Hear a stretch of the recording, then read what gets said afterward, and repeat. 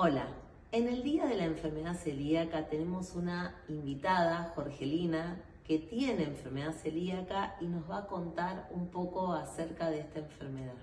Hola, ¿cómo va? Mi nombre es Jorgelina, tengo celiaquía, me diagnosticaron a los 8 años de edad, hoy en día tengo 28, así que hace 20 años. En mi caso particular no presentaba sintomatología de ningún tipo y fue un poco por historia clínica en cuanto a familia. Me diagnosticaron a mi hermana con celiaquía. En base a estudiar a toda la familia, ahí llegamos a mi diagnóstico por medio de primero una serología con anticuerpos, en el cual en mi caso particular dio negativo.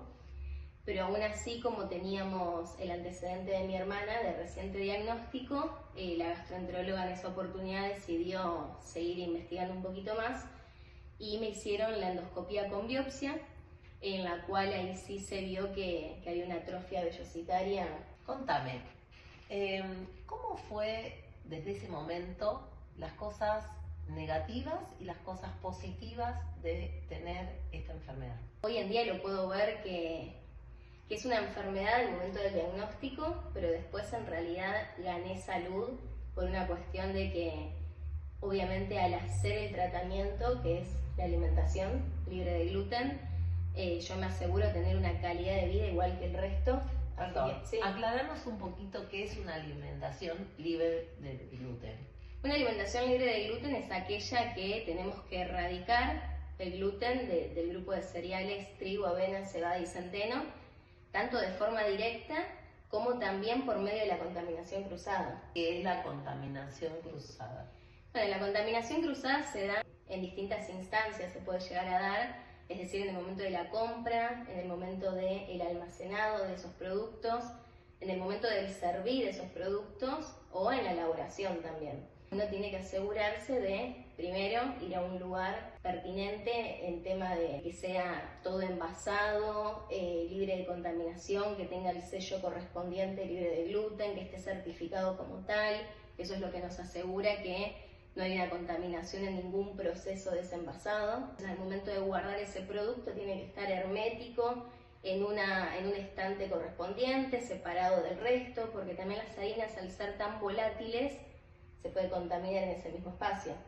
Al momento de elaboración, lo mismo, porque quizás sí estamos elaborando unas pizzas, pero al momento de elaborar usamos la misma bandeja para llevarla al horno, ya se contaminó ese producto. ¿Podemos poner en el mismo horno una bandeja de una persona que tiene enfermedad celíaca y en otra bandeja de harina común? Se puede siempre y cuando la bandeja sea por separado, y desde ya siempre recomendamos que lo de arriba esté ubicado, lo que es libre de gluten, por si hay algún derrame. ¿Qué cosas en contra tuviste? Yo creo que más que nada, por lo menos desde mi experiencia, el tema de la inserción social y también la oferta en cuanto a productos. Hace 20 años atrás la oferta en productos no es la misma que hoy en día está.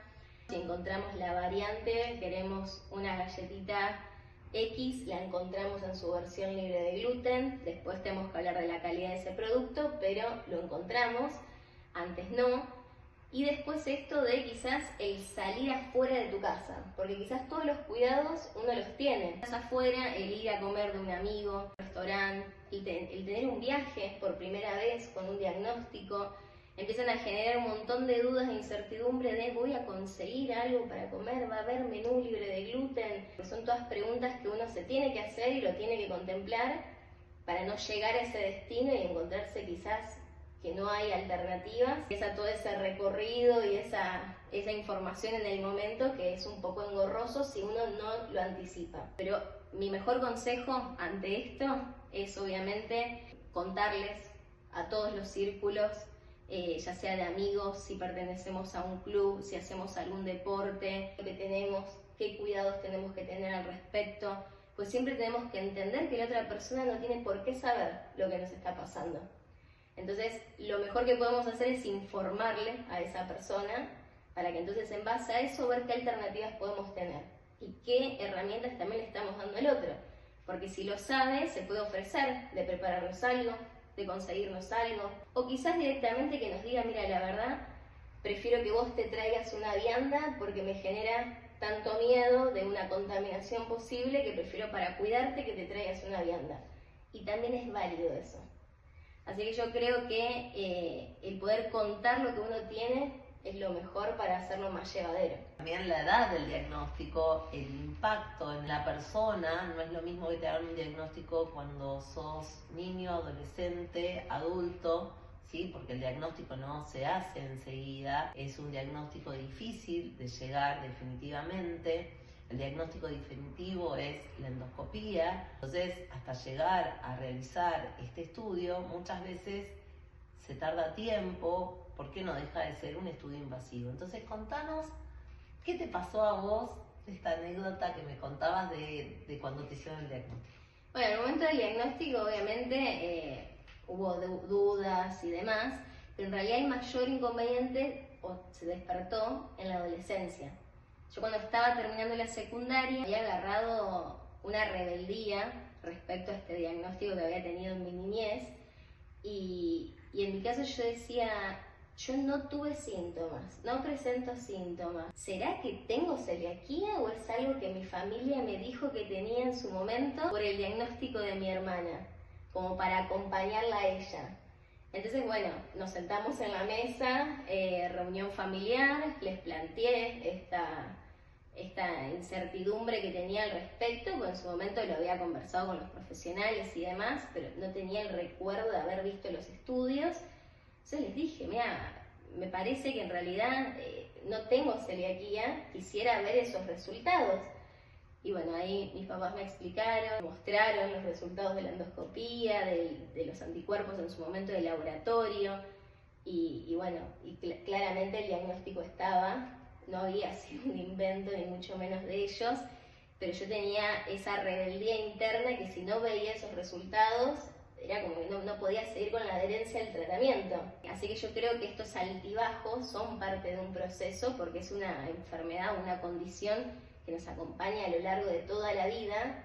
Entonces está bueno también poder consultarlo, asesorarnos, recurrir a profesionales si están esas dudas, pero no hacer lo que a uno nos parece, pues en ese momento yo no me juntaba con mi familia y quizás al día de hoy no seguía con el tratamiento. ¿Tenés acompañamiento de una nutricionista? En mi caso, obviamente, cuando tuve el diagnóstico fue por medio de un gastroenterólogo, pero con el pasar de los años, sí, obviamente fui a consultar con una nutricionista, porque yo creo que cuando arrancamos empezó a haber más oferta y demás, pero era erradicar el gluten, la consigna. Entonces quizás cuidados en cuanto a una alimentación saludable, cómo aportar más fibra en la alimentación, tener una alimentación más balanceada y acorde quizás a esa etapa biológica que estaba transitando, no lo estábamos considerando. Entonces sí, en su momento también hicimos consulta con una nutricionista, la cual nos asesoró un poco más en detalle algunas cualidades de esa alimentación que, insisto, quizás al principio lo más fácil es recurrir a productos industrializados que conseguimos en el mercado, pero después está bueno esto de incursionar un poco en cocinar, en probar nuevas harinas y alternativas, también para obtener un resultado distinto en ese producto, más allá de enriquecerlo.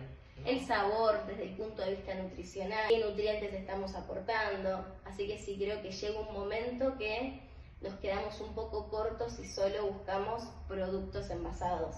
Y una última pregunta. Las personas que te escuchan del otro lado, que tienen enfermedad celíaca o que todavía no tienen un diagnóstico o que tienen intolerancia, ¿qué mensaje vos le darías con respecto a esta enfermedad crónica? No quedarnos solo con el diagnóstico, seguir profundizando un poco más esta condición, tratar de enriquecer esas preparaciones desde otro lugar, más allá de sacar el gluten, obviamente, que es la primera consigna al momento del diagnóstico, y vivir lo mejor que se pueda sin sentirlo como una limitación. Poder movilizarnos sin sentir esa exclusión que a veces uno solo se la hace y en realidad no es tan así. Muchas gracias. Y hoy juntos celebramos para concientizar, contar y ustedes también ser replicadores de esta enfermedad crónica que es más frecuente de lo que se cree, y que su único tratamiento es una dieta sin trigo, avena, cebada, centeno, y con eso vamos a tener una calidad de vida fantástica, igual que consiguiendo una alimentación con gluten. Bueno, muchas gracias. No, a vos por el espacio. Bueno.